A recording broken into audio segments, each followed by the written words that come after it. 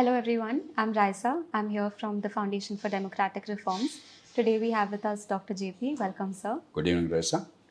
Sir, recently we've seen a rise in the farmers' protest once again. Farmers from Punjab and Haryana specifically are marching to Delhi with a list of their demands. One of these demands is to legalize the minimum support price for 23 crops. My first question to you is twofold.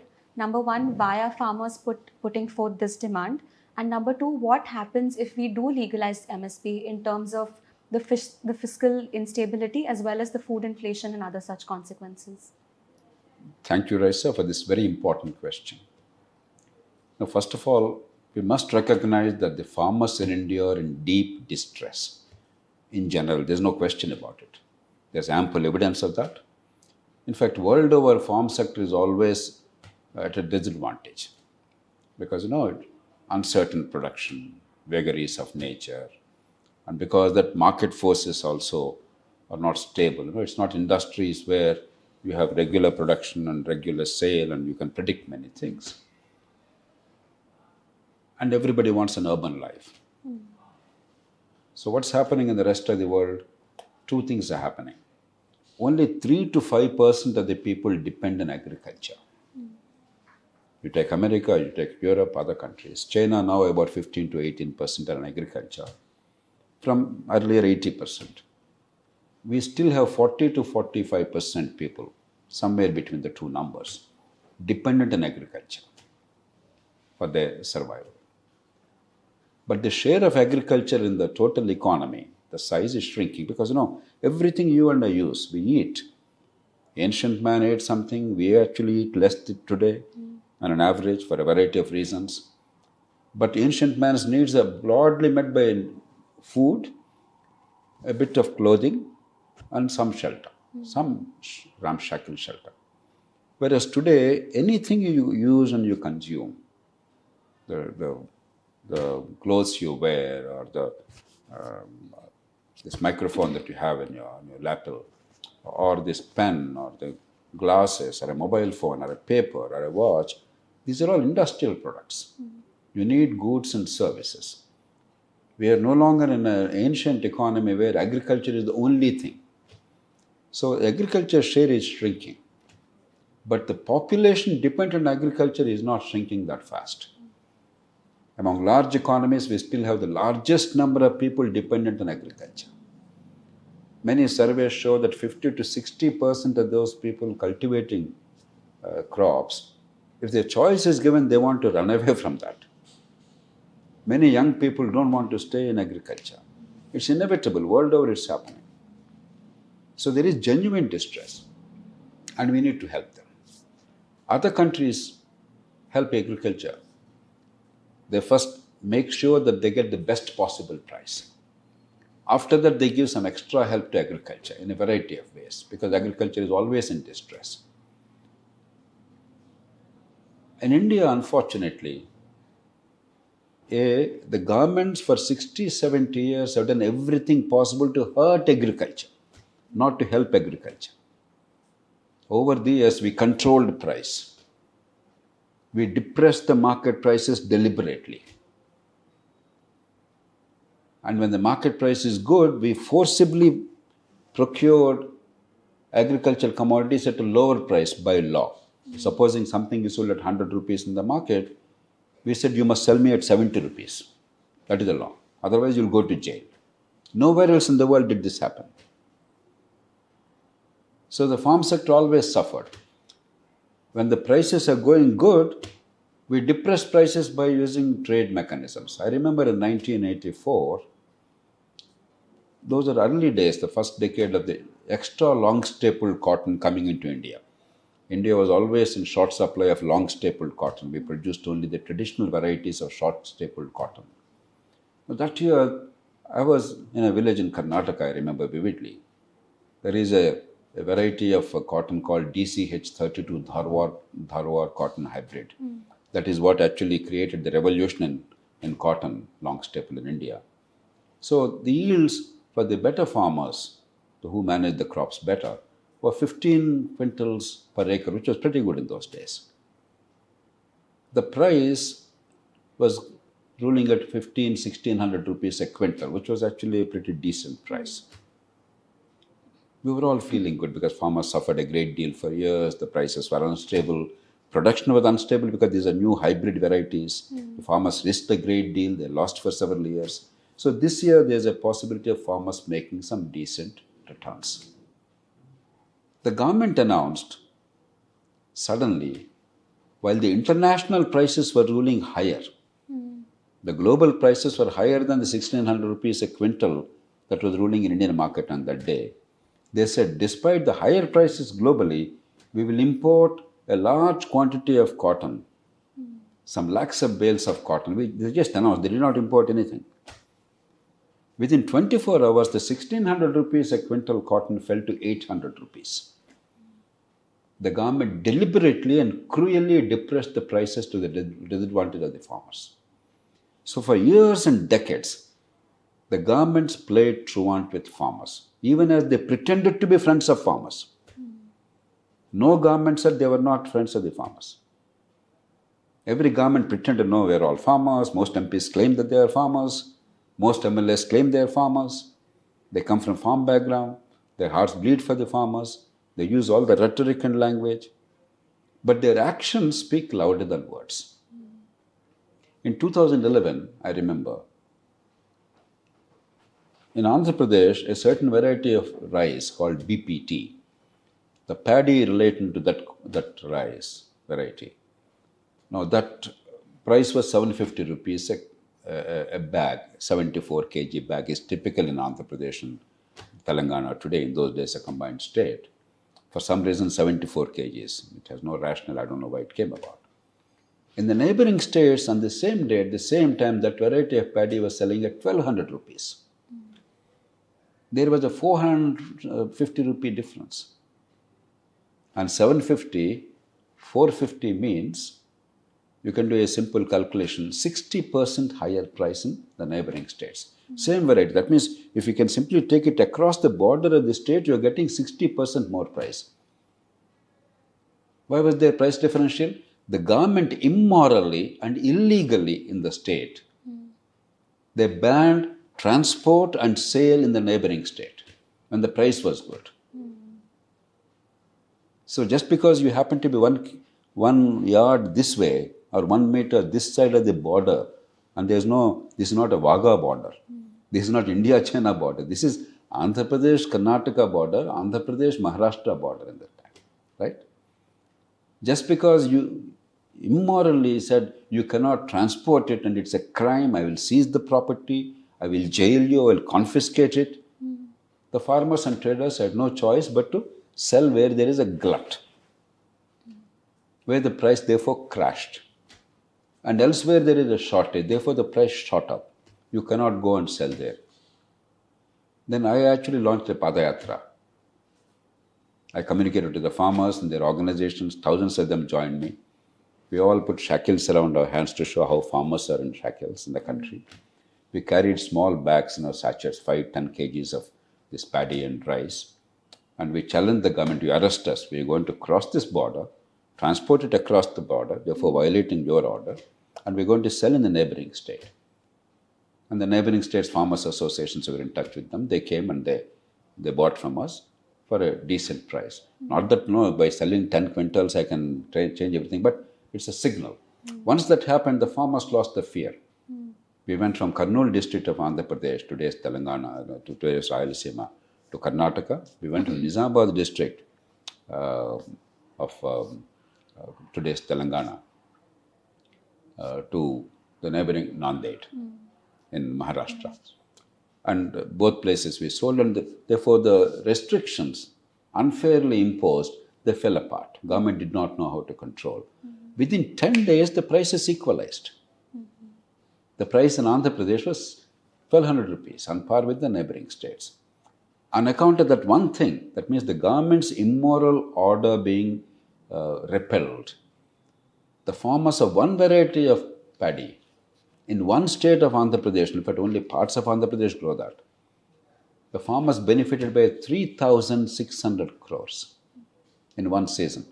What it means is, by a stroke of the pen, by the government's malignant actions, ill thought out actions against the farmers lost 3,600 crores. Because the farmers united and fought, they got that benefit. So I can count countless examples in the country by using the draconian powers of law and regulation, controls, licenses, permits. The prices were deliberately depressed. So Indian problem is bigger than the global problem of farmers, because farming is always at a disadvantage. In India, the government policies created a special disadvantage. The other problem is 40% plus are in farming. It's not like America or Europe where 3% people are in farming. Therefore, the rest of the 97% people can support the 3%. After all, in a family, if 20 people have enough income, if one person has a problem, the 20 can easily help the one person. But if 40% are in problems in an already poor country, it's much harder. So that's the second disadvantage, because we are not able to provide meaningful employment to many youngsters in farm sector, in the non-farm sector. So there is serious distress. We must respect the farmers' concerns, but the remedy must not be worse than the disease. This is something that I say with the utmost love for the farmers. All my life I have been fighting for farmers. I have been instrumental in removing the restrictions in Andhra Pradesh at that time, as I mentioned to you. The records prove it. And I persuaded then the political parties in Andhra Pradesh, and then went to national level, persuaded the government of India and the Prime Minister to remove the unfair, immoral export ban on rice. Therefore, in 2011, the export ban on rice was lifted. Since then, India has been the biggest exporter of rice in the country. Now, Ukraine war came, and the government again reimposed the ban. Now, for some time, if there's a shortage, I can understand. But you cannot take precipitous actions like this to the detriment of the farmers. It's always the farmer who is asked to pay a price. If the global price is good, let our farmers benefit, particularly when there's a surplus, when there's a glut. Similarly, I persuaded successive governments. We fought long and hard for 7-8 years. Finally, in 2017 or so, the Narendra Modi government, the NDA government, imposed reasonable import tariffs on palm oil, because India has a shortage of cooking oil. If there is a shortage, obviously we cannot starve our people, we have to import.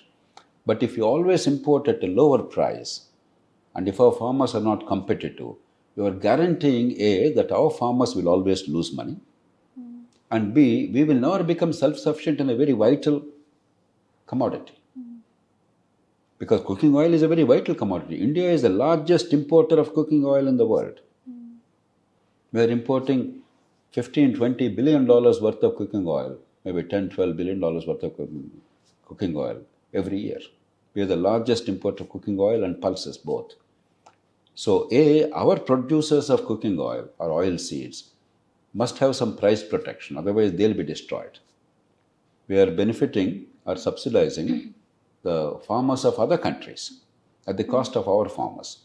And we, in the long term, will forever depend on imports on a vital commodity. So we've been arguing. But finally, Modi government listened, and they brought in reasonable tariffs, 35 to 40% tariffs. Earlier, the protection was given to industry. They said refined oil cannot be imported, but crude oil can be imported so that industry benefits. I want our industry to benefit, but I also want our farmers to benefit. Finally, the government did the right thing. And the prices ruled reasonably well. Once oil palm prices were high, then our indigenous oil production, the prices were reasonably good and the production was picking up. Now suddenly, because of Ukraine war again, the government removed more or less the tariffs on import of cooking oil. Now the tariffs are marginal, about 5% or so. The price of palm oil, indigenous palm oil produced here in the country, crashed. Last year in Andhra Pradesh, the palm oil seeds, oil palm seeds, per kg were selling at 23 rupees. Now they are selling at 13 rupees. There's a crash. And imagine farmers' income falling by nearly 50% in just 1 year. Now, this is made necessary because Ukraine war and shortages. But you can't in perpetuity harm the farmers.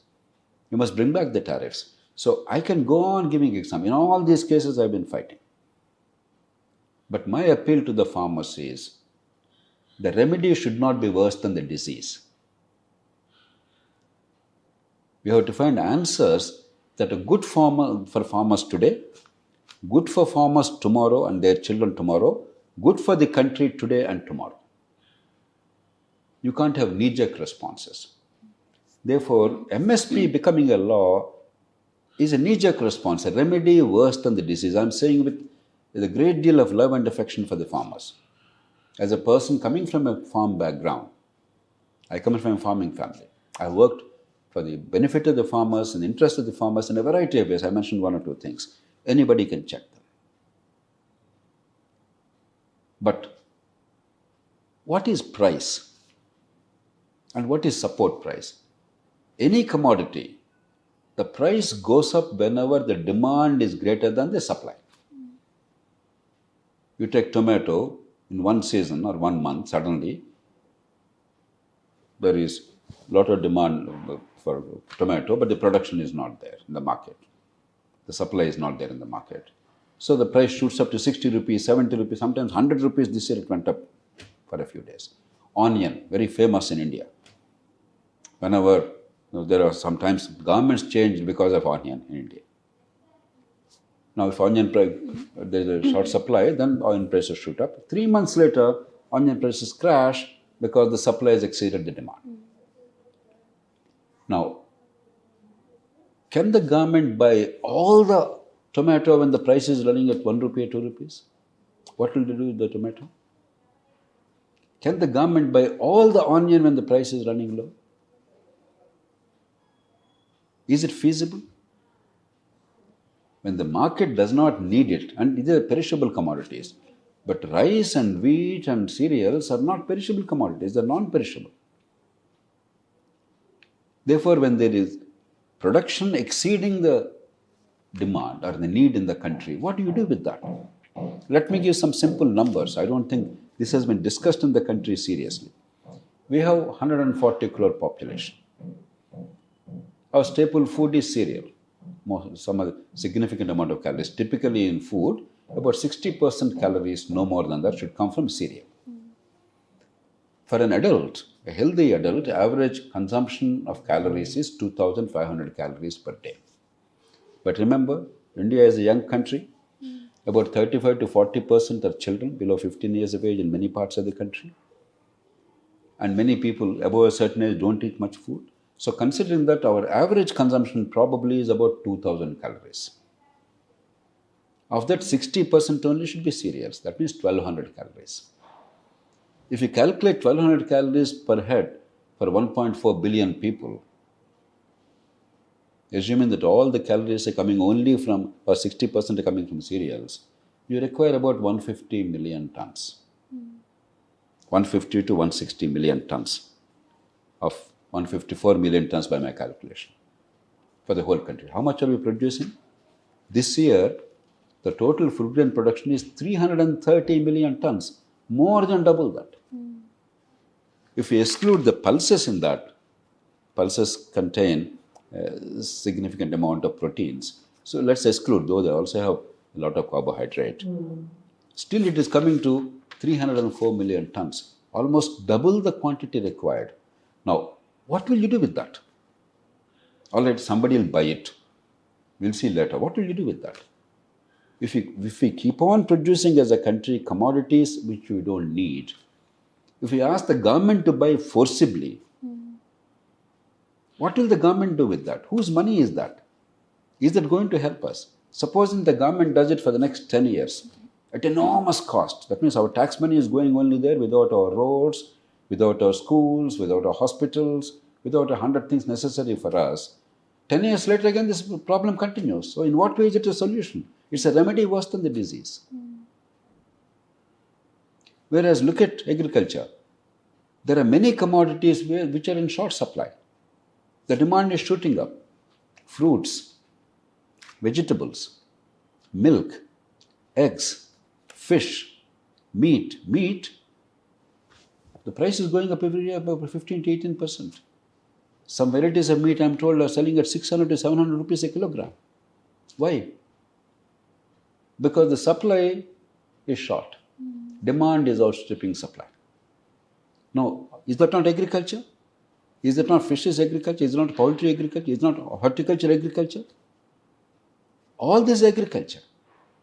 So if the demand for some other commodity is more, as a country and as a lover of farmer, is it right to encourage you to produce something which has a good price? The price is likely to stay stable or even improve. Or I'll ask you to produce something where there's no price, there's no demand, there's no buyer. And then I'll force our government, which takes our tax money. Narendra Modi does not have any money of his own. No chief minister spends his own money. And if tomorrow Congress comes to power, Congress Prime Minister is not going to spend his own money. Our tax money. To buy something that we don't need in the country. So what are we doing in the process? You are encouraging them to produce even more of a commodity you do not need. On top of it, what happened? Until about 2004, 2005 or so, the minimum support price used to be always lower than the market price. I was a district magistrate. Ask any administrator, ask anybody who is an economist who understands these numbers, go into the record. Until 2005, 6 or so, I think probably 2007, I think it started changing. Until that time, every year, the market price is higher than the procurement price or the MSP, minimum support price. You know what the demand at the time was? Please don't procure. You're forcibly procuring. At least in rice, I know for a fact. You're forcibly procuring. Please don't procure. Let us sell in the market. And the rule at the time was, if you give to the government one ton, you get 1 ton permission to sell in the market. To sell in the market, you require a permit. I had to give those permits. Even those permits are given with a bribe. There was a lot of harassment. Subsequently, what happened was, unwisely, though out of love for the farmers, but without really understanding how the farmers are going to benefit in the long term, we made the minimum support price higher than the market price. So now, I don't want to sell in the market. Only some varieties I sell. Which varieties? Which are edible. The fine rice. Some other things for which there is a market. The basmati rice, obviously, there's a good price in the market. But the crude rice and other varieties which in the market there's no demand, I now want the government to buy at a price much higher than the market price. Now, how will it work? If the minimum support price is below the market price, so in a rare situation when the market price crashes, then you can help the farmer. It is to help in distress. It's an insurance. But if the minimum support price is always higher than the market price, that means you're always buying without a need. It's not an insurance any longer. It's a disaster. Farmers need help. The money we are spending on this minimum support price, in other forms we must spend for the farmers and even more. I'm absolutely certain about it, but not in this form. Encourage them to grow other crops, give them subsidies for that. Capital subsidy for long-term investment, for irrigation, bore wells, drip irrigation, horticulture to start the crop because there's a gestation period for the crop. Then give storage go-downs, give market support, encourage processing industries so that the downstream and upstream are integrated, help farmers to open up export markets. All these cost money. Government needs to give all the support it can, but in a manner that you take advantage of the market forces and help the farmers and the country. Not work against the market forces and hurt the country, pretend to help the farmers, but in the long term destroy the farmers because farmers are forever dependent. There's no escape now. And there is no way you're going to be able to buy all the commodities. Now this year, for instance, the wheat production in the country is about 111 million tons, a record. The rice production is 136 million tons, a record. Millets probably constitute another 20-25 million tons, even if you exclude the pulses. So the cereals alone are coming to about 260, 270, 280 million tons, or 290 million, almost 300 million tons. There is no force on earth that can really make you buy this. Impossible. You don't have that kind of money. We just don't have that kind of, the whole government's khajana, the treasury will not be enough. What about other commodities? Fruits in the country, the production of fruits in the country is about 108 million tons. What about them? You want to buy them also? Why don't they get MSP and higher than the market price? Vegetables, 213 million tons. You take oil seeds, 41 million tons. As I told you, oil seeds actually were depressing the price by eliminating the import duty. If you take the total agricultural produce in the country, it's about, exact numbers are not known, maybe 17-18% of GDP. Some people say 15. So let's take it as 1/6 of the GDP. If GDP is approximating $4 trillion now that means about $650-700 billion is going to be agricultural produce, primary produce alone. And that comes to about an incredible sum of $800 billion means it comes to about 65 to 70 lakh crores. The value. You know the total budget of Government of India? Total budget of Government of India, the total tax money of the Government of India, including the money that is transferred to the states, is roughly of the order of about 42 lakh crores. The recent budget, what an account showed us. Of the 42 lakh crores, 22.74 lakh crores is transferred to the states. Either Finance Commission devolution or centrally sponsored schemes, other grants, etc., etc. 22.74 lakh crores. I am giving the budget numbers. That means only about 20 lakh crores is left. Of the 20 lakh crores, 12.91 lakh crores, mark my words, 12.91 lakh crores is interest payment. 7.68 lakh crores is salaries and pensions. Together that amount has come to more than 20 lakh crores. So total money of Government of India has already gone. The transfers to states, the interest payment, and the salaries and pensions. There is not a single rupee left. Everything else you have to borrow. For all the subsidies, fertilizer subsidy, food subsidy, including the present procurement and food subsidy, you have to borrow. And then for all the capital investment, you're borrowing. There is no more money left. Where is the money? Whose money is it? It is our farmers' money. It is our citizens' money. It's our taxpayers' money. Farmers need to be helped, but in an intelligent way, responsible way, so that they can stand on their own feet, they can become richer and richer, and the price stays stable and good. The government policies must be to make sure that the price is stable and good.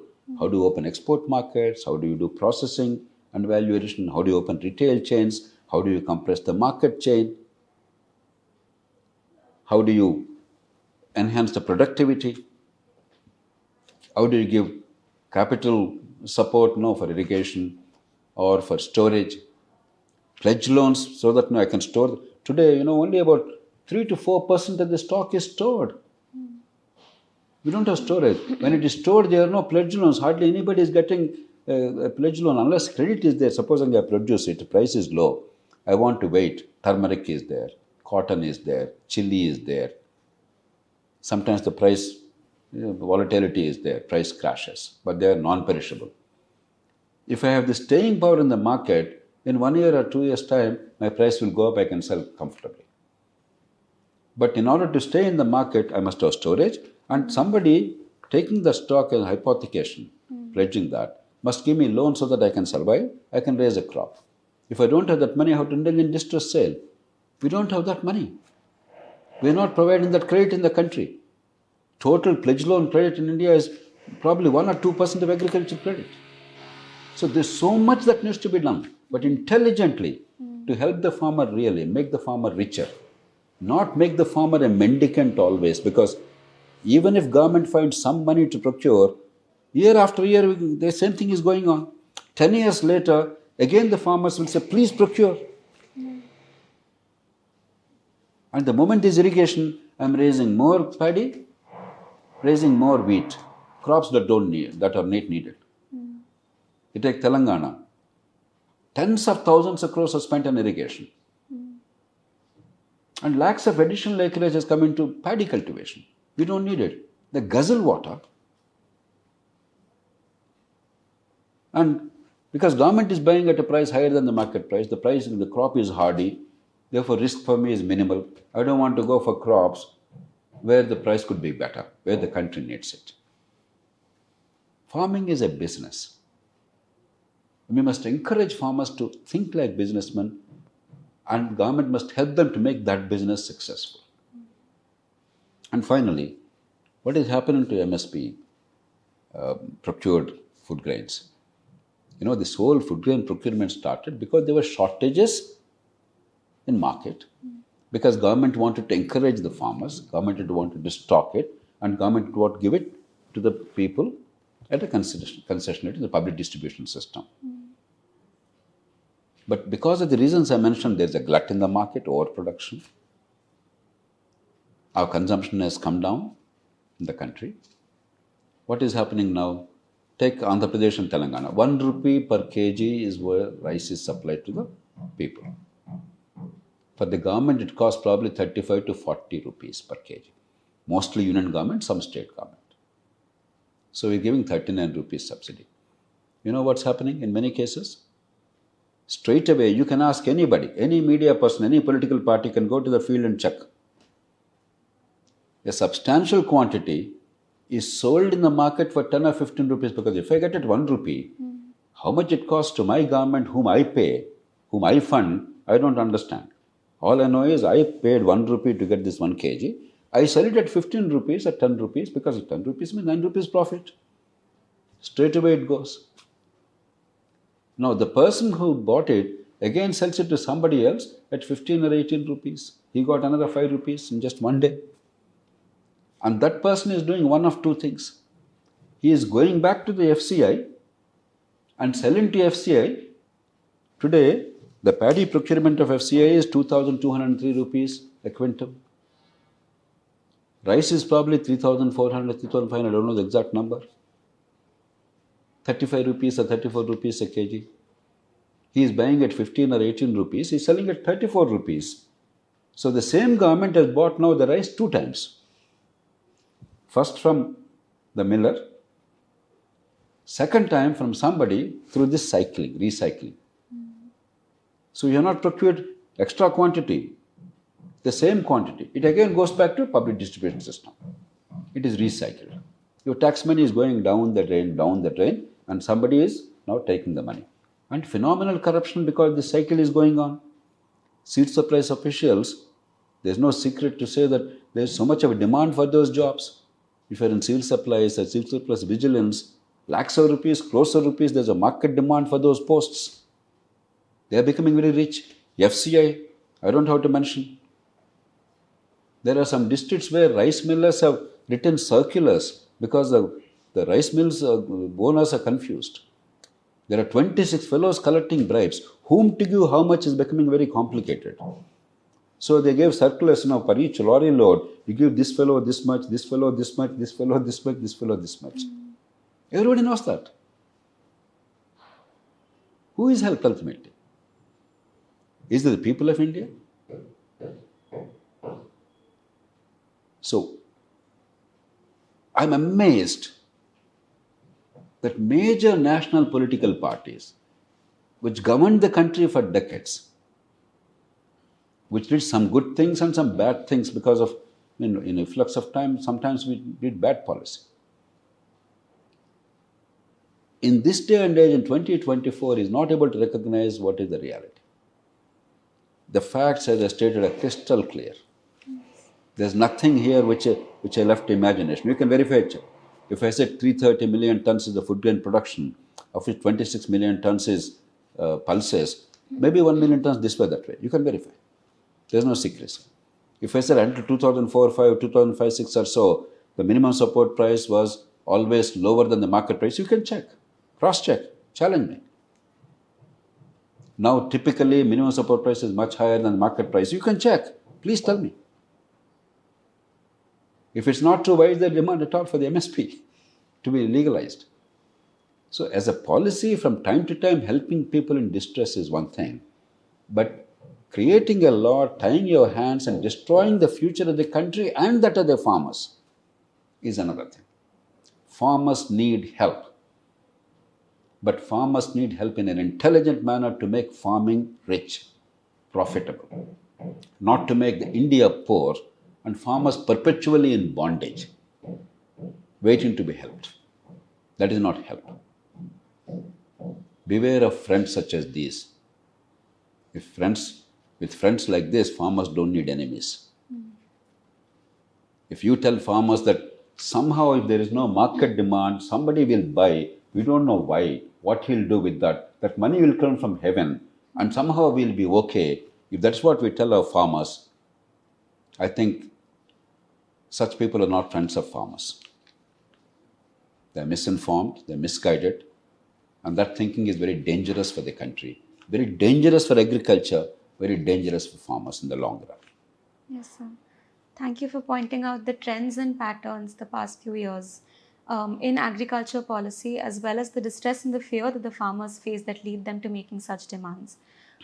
Yesterday, Rahul Gandhi made a public announcement saying that if the India bloc does come to power, they will legalize the MSP.